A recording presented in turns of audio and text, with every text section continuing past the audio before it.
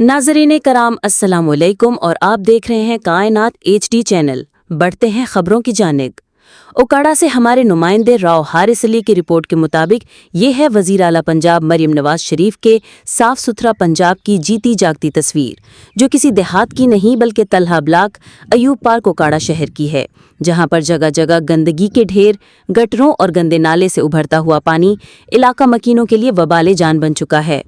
मुनासिब वक्त पर मामूल के मुताबिक सफाई न होने की वजह से गलीज और बदबूदार पानी से जहां ताफुन पैदा हो रहा है, वहीं पर राहगीरों का गुजरना भी मुहाल हो चुका है और इस पानी पर पैदा होने वाले मच्छरों की अफजाइश ने अहले इलाका की रात की नींदें हराम कर दी हैं।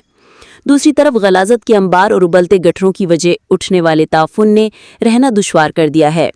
अहले इलाका ने मीडिया की विसातत से डिप्टी कमिश्नर ओकाड़ा और कमिश्नर साहिवाल डिवीजन से फौरी तौर पर इस्लाह अहवाल का मुतालबा करते हुए इसे वज़ीर आला पंजाब मरियम नवाज शरीफ की विजन की सरीहन खिलाफ वर्जी भी करार दिया है, जो दिन रात आवाम की खिदमत के लिए मेहनत कर रही हैं।